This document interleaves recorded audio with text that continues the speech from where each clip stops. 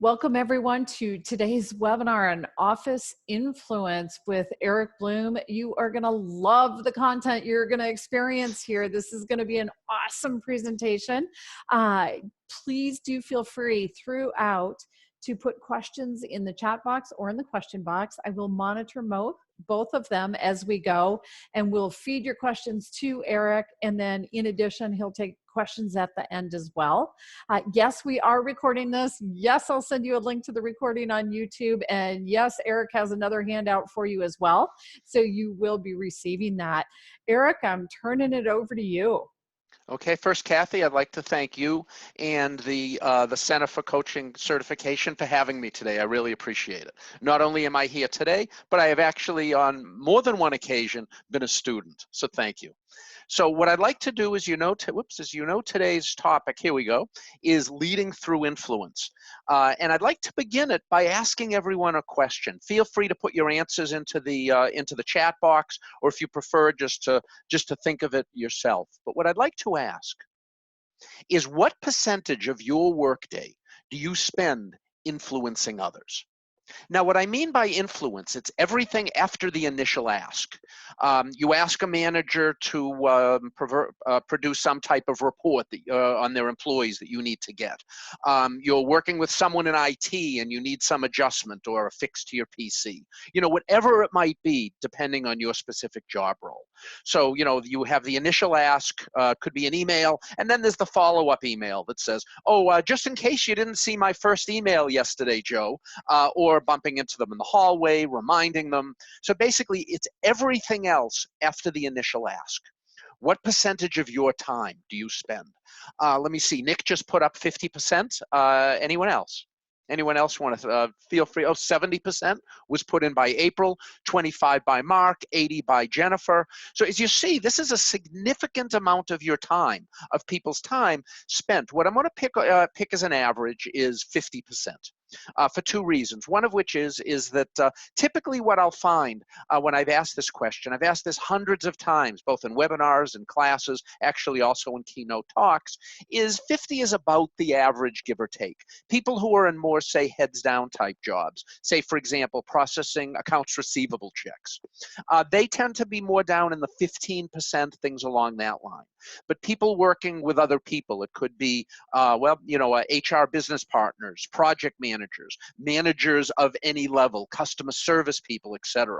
It tends to be as high, actually, as some of the things that we've seen here, 50, 70, 80. I've actually heard as high as 95%. So I'm going to pick 50% for two reasons. First of all, it's a little conservative. It's about in the middle. The other thing is it makes the math work easy in the example I'm going to show you, truth be told. So let's say that on average, 50% of your time is spent just trying to influence other people to do things. So if there's an 8-hour day, I realize some of you may work more than that, as do I, but let's go off the traditional 8-hour day. 50% of your time is 4 hours a day just getting other people to do things that you have already asked them to do. So if that's 4 hours a day, say that by studying influence, and it would be certainly beyond what we'll do in this 1 hour here together. But let's say you're more efficient because of the techniques you've learned, etc., that you can cut that from 4 hours a day down to 2 hours a day, every day. So what can you do with those 2 extra hours every day? It could be that you could spend it enhancing your productivity, working on other business initiatives which you have on your plate. It could be, given that many of you are certainly coaches or human resources people, et cetera, working with other people, that could be 2 hours extra a day, working with those that you're supporting. So more sort of FaceTime, phone time, et cetera. Or what it could be is on, say, a given Tuesday afternoon. Rather than leaving the office at 6, you're able to get out at 4 in time to catch your kids' soccer practice. Wouldn't that be great? This is the return on investment of studying influence as it relates to the workplace. Now, part of the reason why influence is, and why I actually, this is the reason why I moved to study it initially, is that I taught classes in many of the soft skill areas, as you see here, delegation, new manager essentials, organizational change, difficult conversations, presentations, project management, etc. And over the years of teaching those different types of classes, what I learned, or what I started to do, was as I learned more and more about influence, and obviously we had a class on that also, is I started putting influence techniques and tips inside the negotiation class or inside delegation or and so on. So what I learned over time, and I'm going to go to the far left here, where it says interpersonal communication, the ability to communicate with others, and the bottom one, interpersonal understanding, which is effectively the combination of empathy, or actually expanded to truly be emotional intelligence. Those are the two inputs that feed into influence, as a topic of study and practice. But influence itself is the tip of the sword on all the activities that are shown here on the right. Because let me take a couple of examples. What is negotiation? It's actually dynamic, interactive influence. I'm trying to influence you to do whatever it is that I need for, from what I'm negotiating for, better terms in the contract, shorter delivery dates, whatever it might be. And the other person is negotiating, is continually trying to influence me to get whatever they want out of the negotiation. What's organizational change? At the end of the day, it's influencing people to do something different, whether it's a process, a change in technology, a modification in organizational culture, but you're influencing them to do things. And next one is conflict resolution, just sort of moving a little bit down the line. In conflict resolution, what you're actually doing is you're trying to influence someone not to be mad at you, or two people or two groups not to be mad at each other. And the last one I'll speak here on is presentations. When you give presentations, whether it's to senior management, to a specific client, if you're in a individual practitioner's role or whatnot, there are many things that you can do related to influencing them to make your presentation not only more successful from the presentation itself, but also with the business goals behind why you're doing the presentation in the first place. In the handout that Kathy mentioned, which is sent out to all, is what you'll see is there's a number of specific tips on how you can use the influence techniques that we're talking about today to enhance your ability at sales, negotiation, and the other things listed here. I won't be talking about those specifically in today's webinar. They're part of our full day workshop, but you can only fit so much information in a 1 hour webinar. Yeah, and Eric, we do have one question. I love this Oh, one. yes. Any examples of how to influence adult children? Well, if they're like my kids, you tell them the opposite. Yeah, don't do your homework, and then poof, they do. But it's interesting that you say that. Is that my area of study, as you'll see in our next slide, I'll just bring that up now, is specifically in the workplace. However, particularly the first two areas that we're going to be talking about, which will be influence factors, which gets people to say yes, and then influence currencies, which are things that people want in order to allow them to be influenced by you. Those types of research are actually very much designed for influence in general. So certainly many of the techniques we'll be talking about today are 100% applicable. In fact, it's interesting you say that, because my first book in the management area, called Manager Mechanics, Tips and Advice for First-Time Managers, I wrote it, 15 plus years ago. One of the bases is that if you have children, then you have management experience. So again, is that a great question, but consider these from that perspective also. But again, what I'd said, that sort of my particular area of research is influence within the office. And what I mean by that is office influence is the ability to move a person's thinking, actions, and decisions in a way that forwards your business objectives. So everything that we'll be talking about from here forward, again, while applicable in many other areas of life and with many people outside the office, I've adapted it and consider it specifically from that perspective. So now let's talk about what the influence components are, and then we'll be breaking into each one individually. The first one are the factors that make people willing to say yes to you. Is you'll see that's based on work by Robert Cialdini. Many of you had studied. In fact, he has a great YouTube video on it. It runs about 11 minutes, called "The Art and Science of Persuasion." So those are your influence factors. On the lower right here are influence currencies. That's work that was done by, or research that was done by Cohen Bradford, which basically says is that he uses the word currencies related to it, and currencies, as you'll see, it could be money, but really in this context, it's almost everything but money. And then the top one is the basis of the research that I've done, which is influence presence. The idea being is I could know how to get people to say yes. I could know what's important to other people when they want to be influenced. But at the end of the day, if I don't have a certain amount of clout and credibility, then I'm never going to get them to listen to me in the first place, which in fact then means that everything that I say will be discounted and everything I know about the bottom half won't happen. What we'll be talking about through a substantial part of today's talk is basically the combination of these three. So let's first talk about Cialdini's work. And again, his was not designed for the person who asked that great question. These first two were designed for everybody, not just office. I've just adapted them to my specific niche. But the first is reciprocity. If I do something good for you, you'll do something good for me. I won't go through them all in this level of example, but I'll give you one that's a little one here that really works in the workplace. Let's say, for example, that I'm trying to influence Kathy to do something for me, whatever it might be. I have to be really careful now that it's not one that I already tried on Kathy. But anyway, let's say Kathy obviously is very involved in coaching. So I get an email just out of the blue on something. I don't even know why I got it, but it's a great white paper on coaching. I should do what humans we should do anyway, is do nice things for other people. So I forward it to Kathy. A month later, I get another email. I don't even know why I'm on this mailing list. I mean, I'm a coach, so I would, but follow with the example. I don't even know why I got this email, but it seems really applicable to, say, a group coaching process. So instead of just hitting delete, what I do is I just forward it and I say, "Hi, Kathy, saw this and thought of you. Just send it along." And then, so what did it take me to find that email? Nothing. It just showed up in my email box. And before I deleted it, I just thought to myself for a moment, gee, this looks like a pretty good piece of information. Who would it be of value to? And I just forwarded. And then let's say that 3 or 4 months go by and I need a favor from Kathy for something.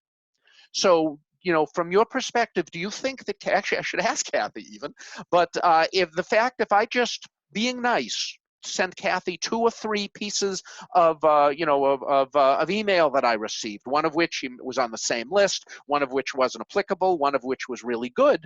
But think about it. If someone sent you, who, for all those on the line, just 3 nice pieces of data, dropped something off, gave them a book you picked up 2 at a conference, and they're in the office 3 doors down from you, thought they would like it, then when you ask them that favor, are they a little bit more likely to help you out? What you've done is just the natural the natural human way that reciprocity works is that if I do something good for you, then there is a social obligation, maybe high or low depending on what it is, for you to do something good for me. His other 5 influence factors include commitment. If I can get you to do a little bit of something, I can get you to do more of it. Social proof, which is basically safety in numbers. On this one, I'll say is that, if you've ever, think about back when you were a kid. My mother loves when I tell this story, actually, is that you did something because all your friends did it. It probably wasn't the smartest thing to do. So anyway, you get home and your mother finds out about it. And this happened with my mother. And she says to me, "Hey, Eric, why did you do blah, blah, blah?" I don't even remember what it was. And I say, "Well, my friends were doing it." And what is the classic example of things that, that a mother of sort of people of my age would say? If your friends jumped off a bridge, would you jump off a bridge? Well, I can't tell you the right way to answer that question, but by personal experience, I can tell you the wrong way. Don't look at your mother and go, "Well, depends how high the bridge is over the water." Doesn't work. Very dangerous. But anyway, that's social proof. Next one is liking. You're more likely to be influenced by people you like. Next is authority. It could be authority by someone who, is a doctor giving you advice, etc., or or a subject matter expert on a topic. Or it could be you. Say you're working in the benefits area, for example. You know everything there is about properly defining benefits, amount of people's life insurance, etc. An employee comes to you and says, "Hey, how much life insurance should I have?" Or whatnot, is if you're seen as the subject matter expert on whatever the topic is based on your level of expertise, or area of expertise rather, the more likely they are to listen to you. They're listening to you. What does that mean? You're influencing them. And lastly, scarcity. The less of something there is, the more people want it. Now, to give you an idea of how all of these type things are used together, if you've ever watched QVC television, station, that's the one where they're selling things. What do? They have someone who's age appropriate for whatever's being sold. If it's reverse mortgages, then it's probably someone my age, or who was a movie star or something like that people would recognize and would like. Or if it's a new kind of toothpaste, they have someone wearing a jacket and they're a dentist, etc.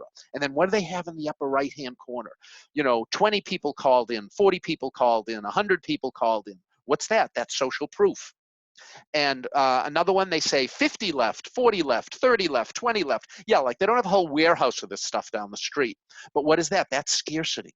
So this is a simple example, how many of these can be used together in a seamless way. For them, they're a very successful TV station. This is probably why. Whoops. Next, there we go, moves us to Cohen Bradford. This first quote here, this is one of my favorite quotes in all of influence. Influence is possible when you have what others want. So the question is, what do they want? They use a concept what they call currencies. What currencies are is that they're basically, and you'll see them more in the next slide, but you think currencies, you think of money. Basically, it could be anything. It could be gratitude. It could be introduction to friends. It could be visibility, etc. But it's whatever they want that makes them willing to allow you to influence them. Most specifically, there we go, is the first of which is inspiration-based, is that if you can provide a vision, this is great for the company because, this is great for our clients because, here's where we are, here's where we want to be, wouldn't it be great if we move to this new process?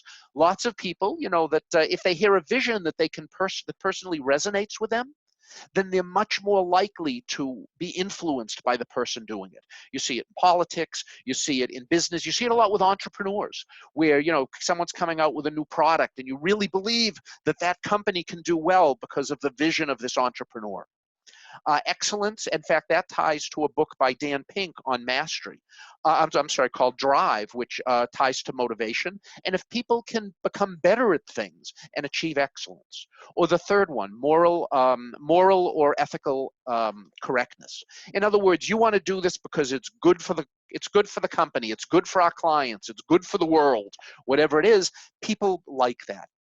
The next is, it could be task-related currencies. In other words, this is in the workplace. I'd love to help you with the project you're working on, but I just don't have the resources. So in this case, is you may be able to fund from your budget money for me to bring in an external contractor to help you.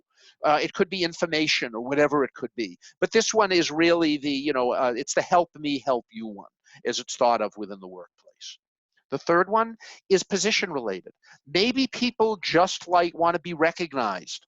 Or they want to enhance their reputation. They want visibility. For people if you think that this is a currency that they like, you know what you can do? Let's say that someone who's helping you on a project, who's not working directly for you, does a great job. We as people, and you'll see gratitude come up soon, but you just want to thank them.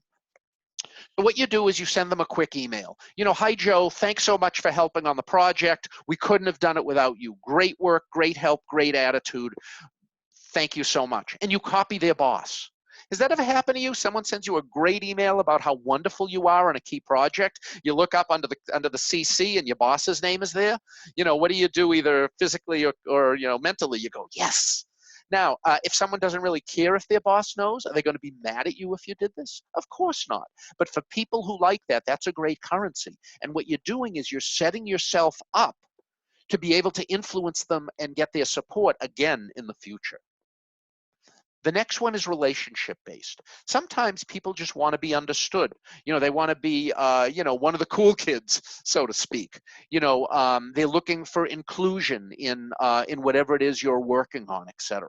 So here, if you're willing to listen to them and so on, if they need that, then you can in fact be an influencer for this type of person on many business-related tasks. There's a great book actually. It's called Tribes, where within companies, it could have been called cliques, but there are certain groups of people within a company. It could be a whole department or part of a department, etc. And what they do is that there's people who are influencers within them.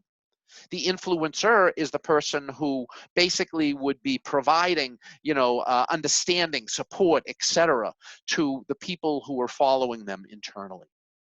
And lastly of their 5 is personal related currencies like gratitude. I'm going to give you an example where gratitude means less than anywhere else that I can possibly think of where gratitude could be of value. I've used this example hundreds of times. I'm open if you come up with a place where it means less. I'm driving down the street. There's 5 cars. I'm the 5th one. We're waiting for the light to turn green. Someone else comes from the other direction and wants to cross our traffic lane to go on a side street or to a parking lot, something along that line. I turn around, I look behind me, there's no one there. I give them sort of the 1-minute thing. I back up the car about 10 feet and then wave them through. And then they don't give me the hand like, thank you. They just drive through. Has that ever happened to you and you've thought to yourself, well, if I knew they weren't going to wave, I wouldn't have let them in? That's gratitude. You're just looking for a quick thank you, a recognition that you did something nice. Now, where could it mean less? You don't know who they are. They don't know who you are. Literally in 10 seconds, you will be gone and they will be gone. If you see them again, you'd never recognize them. So where does it mean less than that? Let me see what happens enough. Oh, I moved out of California. Oh, that's pretty funny. Happens enough that I moved out of California. All right, good. So, you get the idea. So imagine if it means so little in that situation. Imagine in the workplace, if someone does something that is actually nice and is of effort, that and you'll see this person on an ongoing basis, just say thank you. Don't glad hand people, but if it's something that you believe in, I say this in a lot of emails, thanks, I appreciate it. I'll only say it if I mean it, but and I learned over time in doing that then the next time when I talked to someone, I was more able to get their assistance.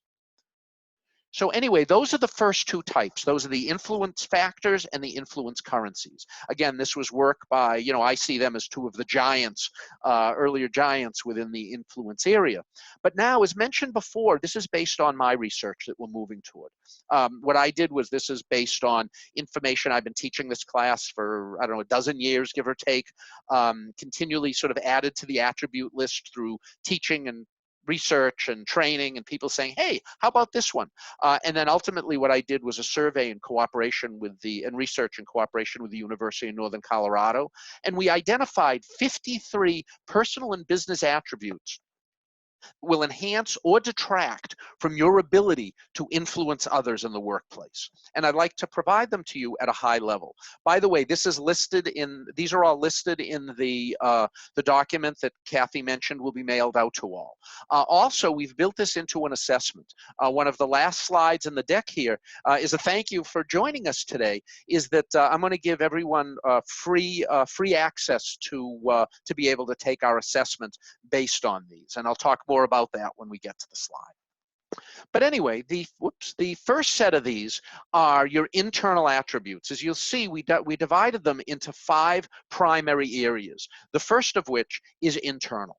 So as you're looking, and obviously I can't go through all of these individually in the time we have, but let's look at the first list. Confidence, trustworthiness, being respectful, humble, etc., etc. What does that do?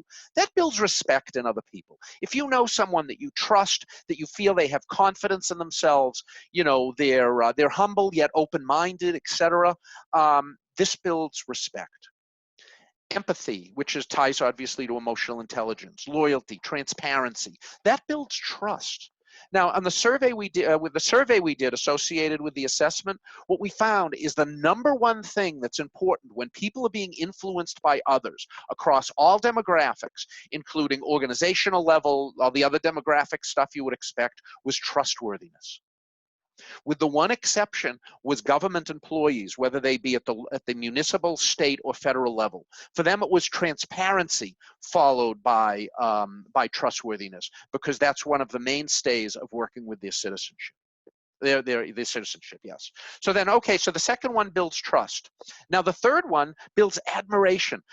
Those people are calm during times of when things get very tense within the business.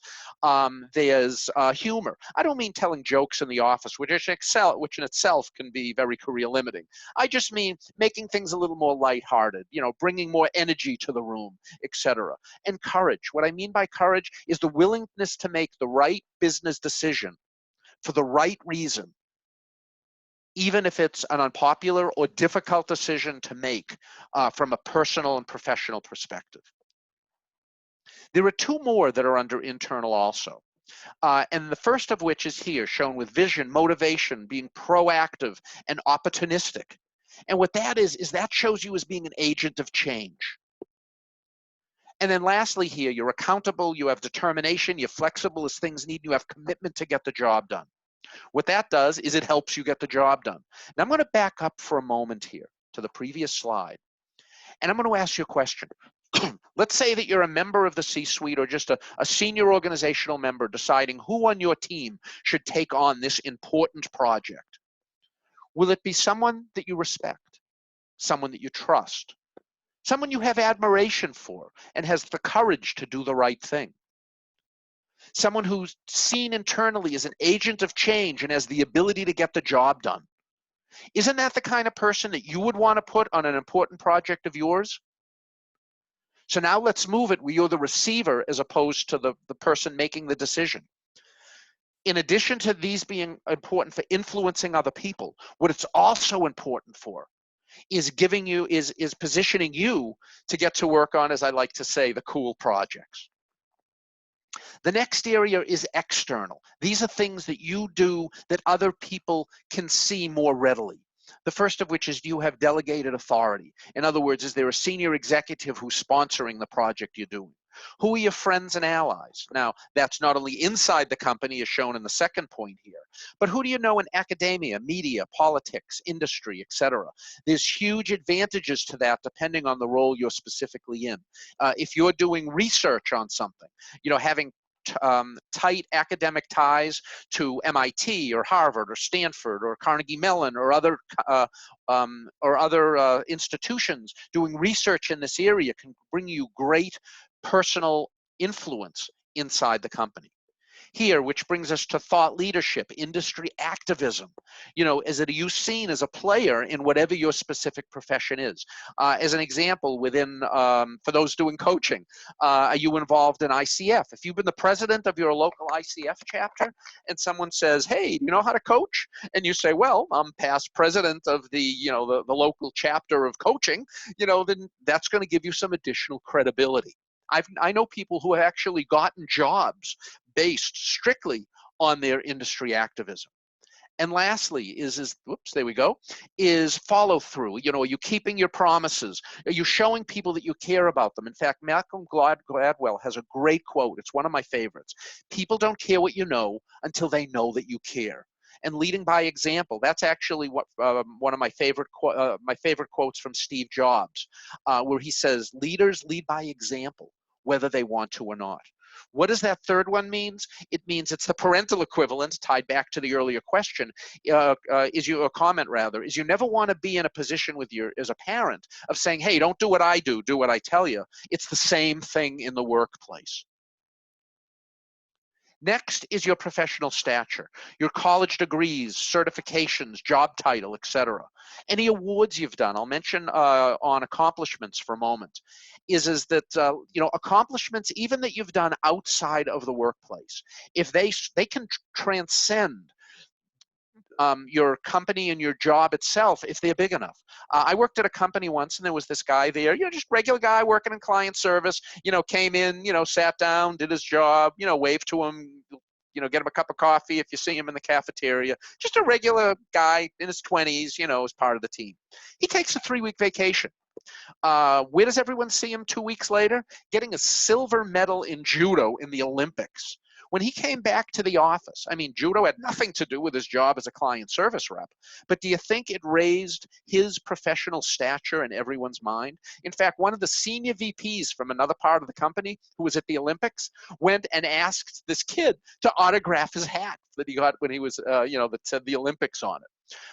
Could you imagine the effect that that could have? So if you've, done the Ironman, climbed Mount Kilimanjaro, started a food pantry in your town, which is now done regionally wide, those things can transcend who you are as a person and enhance your professional stature. And lastly here, and this showed big in all of our surveys also, your professional skills, your knowledge, and your general information. You're trying to influence someone on how to do things, and you've done it 10 times before successfully, that's going to show to your advantage. People are going to be more likely to listen.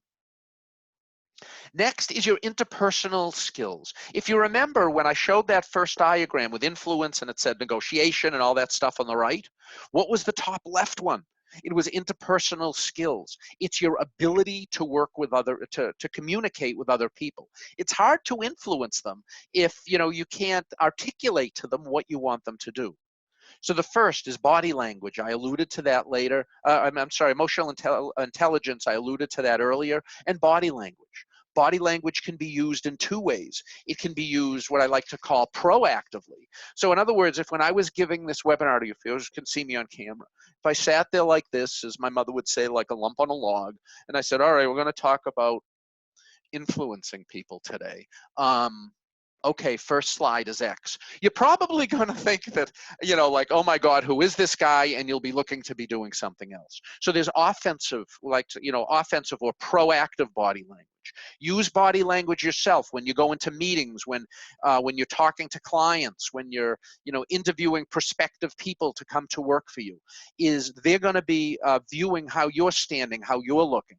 But also the other way is that if you understand body language, then you can certainly observe it, and you may or may not be right. It truly falls under the category of art and science, but you can get an idea of how other people feel about it. Like if I'm standing there like this with my arms crossed, what does that generally mean? I'm mad, I'm closed. Maybe it just means that I'm cold. Or maybe I'm just, hey, really comfortable standing there with my arms crossed. So just be careful as you use this, but understand it has great power in both directions. Next, active listening and purposeful questions. These two are of enormous importance. Purposeful questions. In fact, a question that I ask a lot. I actually asked it earlier today with a potential client. And what I said was, is there anything that I should have asked you that I didn't think to ask? That is a purposeful question called a completion question. Now, what are the 1 or 2 things that come out of that? Either the person would say, oh, no, actually, you did a really good job, trying to collect the requirements for this upcoming talk. I appreciate it. So what's the last thing that they remember from our conversation? Them complimenting me on the great job I did, doing the research and asking the questions. Or otherwise, they'll say, you know what? Yeah, you should have asked me about the new company reorg coming up. If you did, then I would have told you this. Oh, and you know what? We just were bought out by another firm about 6 months ago. That would be good for you to know because of blah, blah, blah. So in other words, they start interviewing themselves, and I just stand there with paper and pencil in hand and take notes and get additional information. The third is conflict resolution and difficult conversations. The combination of these two, what do they do for you in the workplace? It reduces, that reduces stress, enhances productivity, all of the good things shown here. And there's one other too. Favorite quote of mine is, obviously, it's funny, I don't remember what I have for breakfast, but I remember all these great quotes. I don't know why, but I'm glad I do. And what it is over the course of your career, your professional friends will come and go. So I'll just use Kathy and I, like we're doing this today. Maybe, maybe for some reason she'll go this way, I'll go that way, etc. We don't work for 3 or 4 years on something, then we come back together. And it's, hey, Kathy, how you been? What you been up to? Blah, blah, blah. So that's what I mean by your professional friends come and go. But let me give you the full expression now. Your professional friends come and go, excuse me, but your enemies accumulate. So as a result is that every time, if you can end when you're working with someone, if there's for some reason it's not going well or whatever, if you can end on a positive note, then later in your professional career is you're minimizing those people that would be considered I'll only do this once, your enemies, and enhancing your professional friends. And then lastly, public speaking and written communication. Public speaking in a business context is primarily giving a good, solid presentation.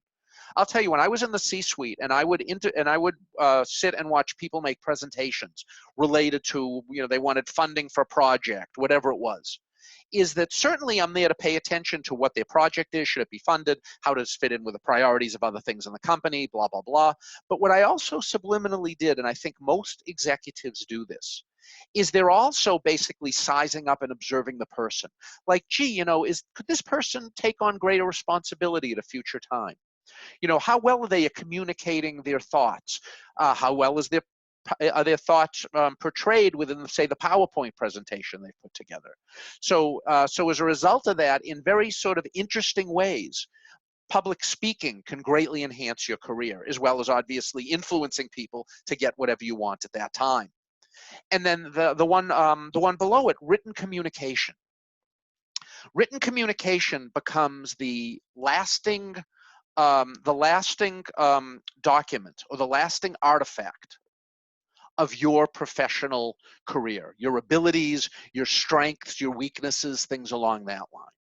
So say, for example, that it's Friday afternoon, it's 3:30 in the afternoon. My boss comes up to me and says, hey, Eric, sorry I didn't tell you about this on Monday or Tuesday, but we got to check the box on putting together a specification of some sort. Will you write this up an hour and a half? And basically, I'm semi-comatose, ready to head out for the weekend. I've worked like 12 hours a day, Monday through Thursday. My boss says, oh, can you just whip it up for me?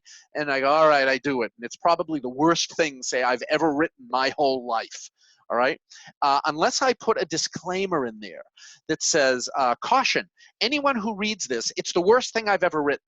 The reason is my boss is a jerk. He could have told me about this on Tuesday, but came to me late on Friday afternoon after working me 12 hours a day.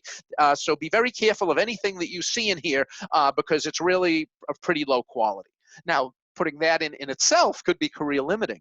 But let's say that I say, all right, I do what my boss says, I do the good employee thing, I put it out there, and wouldn't you know it, that's the one document that ends up on the CEO's desk. And he's looking and said, who put this thing together? So once you say click, whether it's an email or whatever it is, a formal document, a specification, etc. Once you hit click and send it, it's out of your control. So just be careful of that. What I would do in that case, you still have to write it. What I would say is, initial version, contact, Eric Bloom for final version of this document, blah, blah, blah, review this one as strictly an outline or outline of this document. Something there, because otherwise that just inevitably happens. So now let me then turn to your business skills. I'll just open up both of these. Don't underestimate your ability. And most of these, if you see in the last slide, and certainly this one, are learned skills. It's your ability to build teams, run meetings, which is crucially important. In fact, I'm going to give you another example of that, and mentoring. Mentoring people in your staff or others in the company, and also finding yourself a senior mentor to help you grow professionally. That's important in both sides. But now I'm going to cut back to meetings for a minute. Think of 2 meetings that you've been in. One of them, boy, who, when Mary runs her meetings, they're like clockwork. If there's 5 things on the agenda, 12 minutes each, 24 minutes into that meeting, man, you're into the 3rd item. All right. And then there's other people. Let's say Joe runs a meeting, and it's, by the way, I don't see the list of people here. So if there's someone named Joe, understand I'm not picking on you personally. But anyway, that someone named you, whenever you go to Joe's meeting, it's more like a train wreck. It's 45 minutes before you start talking about what the meeting is about, and there's not even an agenda. Now, in both of those meetings, you're there for a reason. As an employee or wherever it is, you need to be a participant and provide value to the meeting. But also, in addition to being a participant, I also want you to be an observer.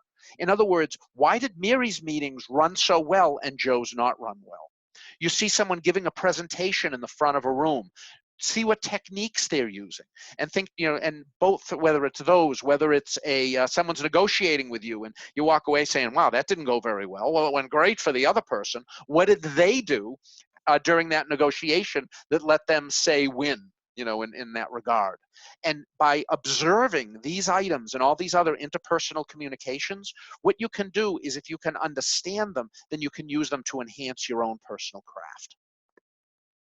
So that's just sort of another tip that's sort of, I like to refer to as the gift that keeps on giving. Because someone mentioned that to me years and years ago when I first got into this business, and I have to tell you, at least I believe, it's dramatically enhanced my ability at everything shown on this list, as well as other personal or interpersonal related activities. Now, from here is that if you think about it, what we've done is we've gone through all these, is that the concept of them was your influence attributes are these 5 different categories which enhance or detract from your ability to influence others. Think back of the items that are contained within it. And that remember that understanding and enhancing, this is the key word for you here, enhancing these attributes increases your overall influence effectiveness. From here now, I'm going to go, and I've talked about this survey and how they're important, and I love saying this, you ready? As the survey says, we've interviewed, this was the survey I initially did, we initially did on our own, then we enhanced it and grew it with assistance from the University of Northern Colorado. This is based on a scale of 1 to 5. What we did was, I don't know, 1,000 plus, I'm not exactly sure. We continually grow our research, and I continually cut the slide basically from our stuff into here. But basically, as mentioned before, trustworthiness was the #1 thing. If you were going through all of those attributes we talked about and are thinking, gee, which would be good ones for me to work on myself? Trustworthiness, active listening, follow through, examples, being accountable. This is the top 20 list of things that are important. Now, as you go through these, what I'd like to say to you, like, for example, everyone's sitting there and going, great, I'm trustworthy. But the thing is, when it comes to influencing others, it's not what you think of you. It's what other people think of you. So as a result of that, or let me say the cause of that is from their perception. Perception is reality. If they don't think you're trustworthy, then in their mind you're not. It will be harder for you to influence them. So anyway, this slide in particular, and there's one I'll say it later, is if this is of interest to you, certainly you can contact me on it, or feel free to take a screenshot of this one if this is of value to you. You'll see this actually, the assessment I'm going to let you take at the end will include this also. Now, everything we've talked about from influence from this up to now, it's all situational. Now, what I mean by situational is this. Understanding your relative level of knowledge in a specific topic and control, organizational control, etc., as compared to the people that you're trying to influence, it has a great effect on your ability to influence them. I'm going to give you a couple of examples of this. First one, take a project manager. And you're probably saying, oh, am I talking about project managers? Why is there a football on the screen? You'll see in a minute. But anyway, you're a project manager. You will, by definition, have more influence over the people in your team that work for you. Why? Because you have organizational control over them. Let's assume they're solid line reports. But you will have more control over your team than you will over the stakeholders who have basically brought you in to perform, to perform a task or, manage a project. So think about this now, how you can use that information from a preparation perspective. You know, you're a project manager, you're going into the weekly meeting with your team, it's been crazy, you haven't had 5 minutes to review their status reports.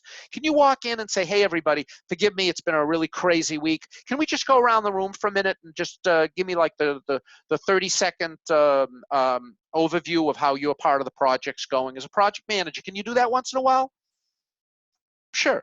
How about this? You're going into the C-suite about a project that you were put in charge of, and you walk in there and you say, hey, everybody, yeah, I didn't really have time to prepare for the presentation I'm giving you today.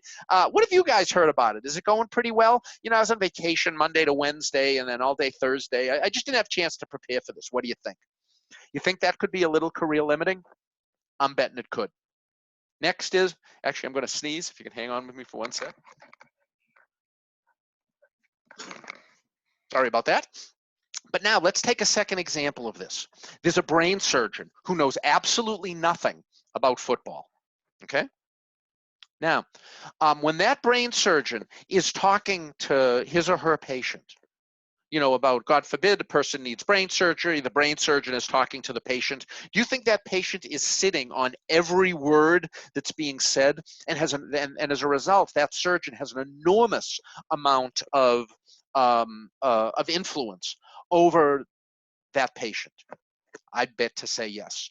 And then that same brilliant brain surgeon goes home having dinner with his high school friends, and the discussion is about who's the best quarterback in the National Football League.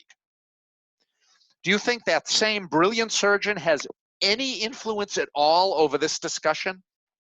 Zero. Unless the discussion turns to the National Football League's concussion protocol. So as you can see, your level of influence from both a control perspective can change from minute to minute with the same group of people even based on the topic that's being discussed. You have to be really, really aware of this because it'll give you not only information, insights into how much to prepare for a specific meeting as previously discussed, but also when you can push to try to be influential and where maybe it won't work as well for you. And we all need to, as they say, pick our battles. Now, there are a number of other different things that can affect influence. We originally had these actually, but you know, when we did the big survey I'd mentioned, as items about the person, but we decided to move these to situational. The reason being is because that ebbs and flows depending on when you have the budget or the specific role you're in at the time. But I want to mention one because something's really interesting how things happen sometimes. Money. You know, I'd always thought, to be honest, if you have the budget, then you have a lot of influence over what's going to be done. Is that fair? So what we did was, as part of the survey, when we did it, you saw the top 20. You know, it goes down to, at the time, it will go into 74. But again, these and a few others were pulled out based on our research. Having the budget was down near the bottom. It was like number 70 out of 74 or something.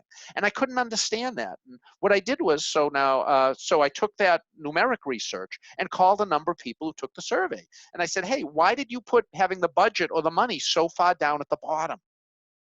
And what they said to me, and I got a consistent answer of this, they say, just because you have the budget means you can say no. No, I'm not going to fund it. It's not going to happen. But just because you have the budget, or the money, you can't get other people to say yes. So it was a really interesting dichotomy. I know, at least myself, I haven't thought of from that perspective. So understand that your position in regard to, I would say here, assets, those assets being like, for example, intellectual property, if everyone that works inside a company, not so much, because if it's inside the company, everyone in the company can get to the IP, you know, intellectual property, IP. But if you're negotiating with, say, a separate firm or a third party or something like that, and you have the data, the process, the software, whatever it might be, that can be enormously influential as you go in to do negotiations or other things. As a last example of that, let's say, for example, with information, it's the last one shown on this list here. Let's say you're going to be going on a treasure hunt. If you're the one who has the treasure map, a la the pertinent information, don't you think you have a little bit more influence over that treasure hunt if you have all the information regarding it. Now, if you say, hey, everybody, here's the treasure, here's the, here's the treasure map and give it to everyone, have you dramatically diminished your influence within the team? Most likely. So you see how there too, it can ebb and flow. So consider this from your own influence. Now, I like to refer to those as both tangible, things like money and equipment, and those intangible ones, as previously mentioned here, like personal connections, information, etc. Now, what I'd like everybody to do is I'd like everybody to sit back and think for a moment. We pushed through a lot, and by the way, we're not done yet. Stay with me, but we've pushed through a lot of data so far during this. A lot of concepts. We talked about influence being the tip on the spear. The definition of office influence being the ability to move a person's thinking, actions, and or decisions in a way that helps you meet your business objectives. We talked about 53 different attributes. We talked about Cialdini's 6 items. We talked about currencies from Cohen Bradford.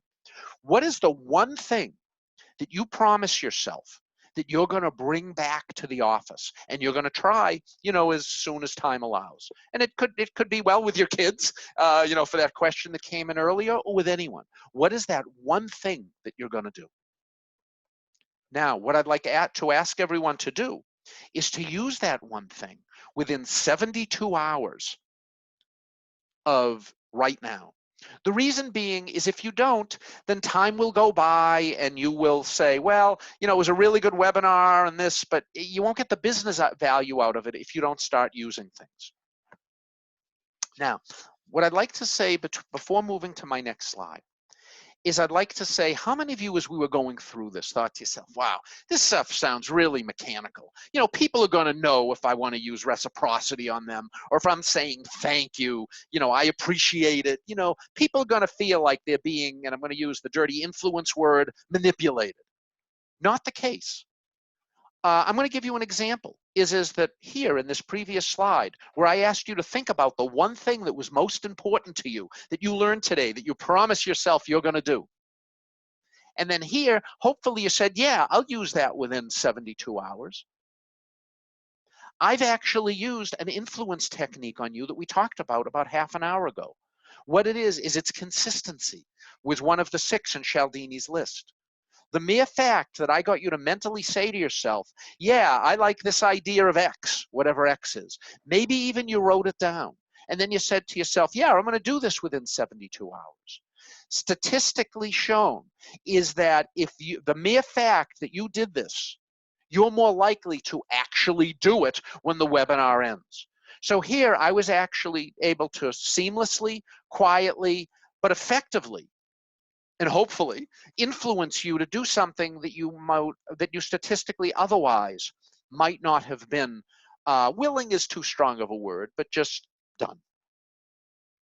So now, as promised earlier at the beginning of today's webinar, is we have a assessment that goes along with this, these 53 attributes. What it does is basically on each of those attributes, you rate yourself from 1 to 5. You say, do you wish to improve it? And what's your priority to improve it? Now, at some future time, etc. It combines what you enter there in with all of the research that we've done on what's important to people when they're being influenced, that whole study with the college and all that kind of stuff. And what it produces for you, and I'm offering this to you for free as a thank you for, for being on today's webinar with me, is it produces a 20-page custom ebook, PDF that you can download on exactly ways that you can personally enhance your influence based on, again, the combination of the research and what you've entered. So go to our website, officeinfluence.com. You'll see at the top, OI is Office Influence Assessment. There's a 3-part login. The number 10, CCC, for obvious reasons, from my sponsor today. And the password is the word coach. And just take that as a compliment, as compliments of us. From here, what I'd like to do is I'd like to thank you for being with us today, and open it up to questions. Kathy, did other questions come in or whatnot? So I've been watching through the chat box. Actually, I like that there was an entry when you were saying, what are you going to do? and you got somebody to share Oh, with you yes. what they're going to do. All right, everyone. So this is your opportunity. You've got a fabulous expert here. What are your questions? And let's see those in the chat box, in the question box. What else do you want to know? And you know what's happening, Eric? Everybody is waiting to see what other questions come up. They want to know what questions other people are going to ask, right? Okay. Absolutely. All right, everyone. So here he saved some time for you. What else? You do have a couple of comments, people saying thank you. So Well, let me answer. Well, as people are typing, because it does take a minute to think about it and such, I'll answer a question that I'm commonly asked when I give this. And what that question is okay, what do I do from here? How do I actually use this stuff? First of all, for where you go from here is I've given you a couple of, great sources of where to, whether it be the Cialdini or the Cohen Bradford. Just Google them, look up their research, buy their book, something along that line. Also, with those 53 attributes there, as I was going through them, if there's one that you thought to yourself like, wow, yeah, I've never done anything with emotional intelligence, I should, just check that off, and that's a good reading for you, etc. Certainly, if you take the assessment that I mentioned, it'll give you lots of tips and advice related to it. But find one of the areas where you sat back and thought, wow, maybe active listening is something I should know more about, or whatnot. Oh, I do see a question came up here from Nick. Is what are the best ways to influence leadership? Basically, the leadership of your company. Great question. Well, the first thing is that sort of the table stakes, so to speak, to influencing your senior management is to do the absolute best job that you can as an employee there. If you're seen as a top performer, someone who's very competent and is a subject matter expert in your specific area, whatever it may be, then you will gain the respect of those above you organizationally. The next thing is that I'd say beyond that is that you have to pick your battles a little bit. Is you can't try to influence them on everything under the sun, but what are those areas where you've done the research, you're passionate about it, and you think that it would be good for the company? That's the next way. Now, let's say you're making a presentation to senior management on some new initiative, that all the senior leadership is in. One thing you may want to do is, the battle is lost on getting approval of your presentation in most cases before you go into the meeting to present it. So another thing you may want to do is you may want to see is, let's say, for example, I'll pick on Kathy. See, Kathy, you're now on the C-suite at the company. Take that. all right. Right. But let's say that the initiative that I'm trying to put forward to get approval on, Kathy, for some reason, I believe, is not in favor of it. And she is a key influencer within the C-suite. What I may want to do is call Kathy ahead of time, the week before or so, and say, hey, Kathy, I understand that you have really deep understanding and experience related to the proposal I'm trying to bring to that I'm going to be bringing to the C-suite. Given that, would it be possible could I please seek your advice and counsel? I would just like to go over what I've done to see if it can be sort of improved and enhanced, based on your experience before I bring it to the committee. Now, most people aren't going to say no, even though I am experienced and it, I'm not going to help you. Usually people will say, sure, come on up, we'll find 15 minutes. So anyway, I go up and, Kathy gives me some advice, and maybe it's things I didn't think about, but Kathy says in particular, do ABC. And then when we go in and I give that presentation, and somebody, and I'm, get to that slide and I say, now what we're going to do here, and then I look over and I say, oh, and by the way, Kathy, thank you for your advice and counsel on this. This part of the presentation is better because of your input. Thank you. First of all, now Kathy has ownership in the room. Also, if Kathy is a senior player and an influencer within the C-suite, people will be much less likely to talk poorly about what I've done, because I now have the delegated authority of Kathy within the room. Because now talking poorly or contradicting me is contradicting Kathy. So understand, both the politics, be the subject matter expert in your area so you know cold what you're going in to influence senior management on. and have the internal reputation of being a real player, so to speak, in regard to your job performance, commitment to the company, and your general reputation at the firm. Nice. Nice. That's awesome. All right. And we're getting more people saying thanks. We've got 2 minutes left. One other question came in. Any suggestions for repairing strained relationships when you need to influence someone? Yes, couple of things. First of all, is that if you haven't studied conflict resolution or difficult conversations, those would be the first two places to go. Also, think about why they're mad at you. I mean, is it something that you did? If it is, be willing to apologize. No, we're all human. Is that and the advantage of that and sort of clearing the air with another person when there's damage control because a politician, a sports person, a movie star says something that they really shouldn't have said and it hits the press. There are special people who work on the damage control consultants, and the first thing they say is don't make today's bad news tomorrow's bad news. So is that if there's something before you go and influence them, if it's a mistake you made, then apologize. If it's a difference of opinion, then at least bring up the discussion. Come to an agreement to disagree. Because say that Kathy and I agree to disagree on something, then what have we done? Well, it's something that we've come to agreement on. But you have to clear that before you can truly provide influence in an impactful way. Excellent. Excellent. And when you mentioned researching conflict, I will say on the YouTube channel where they're going to have access to this, there is a video on conflict management. So there'll be access to that there as well. Awesome. Excellent.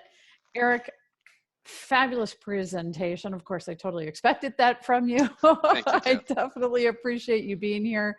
And based on all the comments in the box there, everyone else did as well.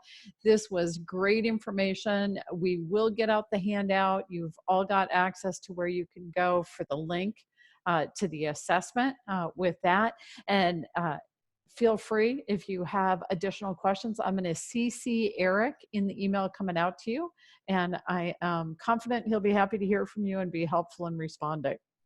So thank you, Eric. My pleasure. Thank you for this opportunity to speak to your folks.